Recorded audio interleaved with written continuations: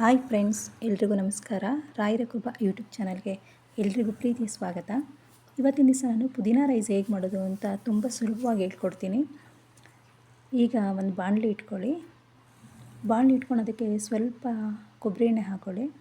ಅದಕ್ಕೆ ಒಗ್ಗರಣೆಗೆ ಬೇಕಾದಂಥ ಐಟಮ್ಸು 1 ಸ್ಪೂನ್ ಜೀರಿಗೆ, 1 ಸ್ಪೂನ್ ಸಾಸಿವೆ, ಒಂದು ಸ್ವಲ್ಪ ಬಡೆ ಸೊಪ್ಪು ತೊಗೊಂಡಿದ್ದೀನಿ, ಕರಿಬೇವಿನ ಸೊಪ್ಪು.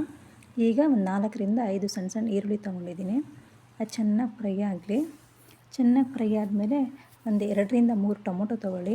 ಹಣ್ಣಾಗಿರೋದು ಸಣ್ಣಕ್ಕೆ ಹೆಚ್ಕೊಂಡು ಹಣ್ಣಾಗಿರೋ ಟೊಮೊಟೊ ಹಾಕ್ಕೊಳ್ಳಿ. ಇದಕ್ಕೇನು ಜಾಸ್ತಿ ಇಂಗ್ರೀಡಿಯೆಂಟ್ಸ್ ಇಲ್ಲ, ಸ್ವಲ್ಪ ಮನೇಲಿರೋವಂಥ ಸಾಮಾನಲ್ಲೇ ಮಾಡ್ಕೊಳ್ಳೋ ಅಂಥದ್ದು. ಈಗ ಟೊಮೊಟೊ ಬೇಗ ಮೆತ್ತಗಾಗಲಿ ಅಂತ ಒಂದು 3/4 ಸ್ಪೂನ್ ಉಪ್ಪು ಹಾಕ್ಕೊತಾ ಇದ್ದೀನಿ.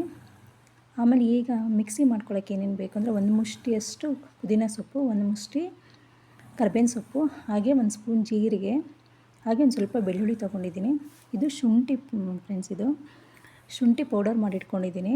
ಒಂದು 2 kgಯಷ್ಟು ಶುಂಠಿಗೆ ಒಂದು ಅರ್ಧದಿಂದ 3/4 kgಯಷ್ಟು ಶುಂಠಿ ಪೌಡ್ರ್ ಬರುತ್ತೆ. ತುಂಬ ಚೆನ್ನಾಗಿರುತ್ತೆ. ನಾನು ಇದು ಮಾಡಿಸ್ಕೊಂಡು ಸುಮಾರು ಒಂದು 4-5 ತಿಂಗಳಾಯಿತು.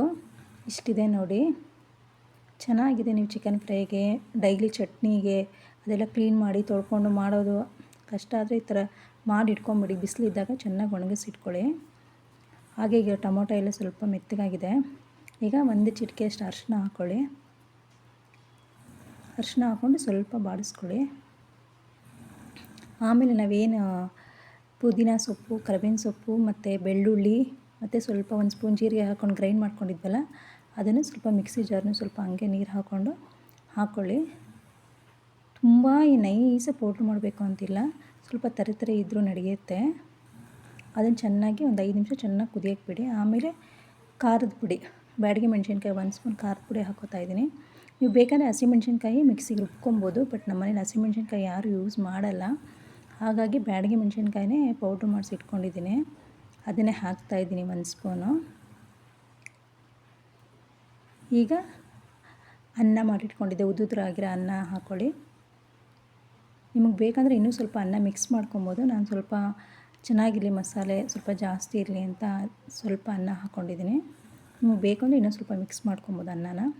ನೋಡಿ, ಈಗ ರೆಡಿ ಆಯಿತು. ತುಂಬ ಸುಲಭವಾಗಿ ಮನೇಲೇ ಮಾಡ್ಕೊಬೋದು. ಈ ರೆಸಿಪಿ ಯಾರಿಗಾರು ಇಷ್ಟ ಆದರೆ ಪ್ಲೀಸ್ ಲೈಕ್, ಶೇರ್, ಕಮೆಂಟ್ ಮಾಡಿ. ನಿಮ್ಗೆ ಯಾವ ಥರ ಅನಿಸ್ತು ಅಂತ ಪ್ಲೀಸ್ ಕಮೆಂಟಲ್ಲಿ ನನಗೆ ಹೇಳಿ. Thanks for watching.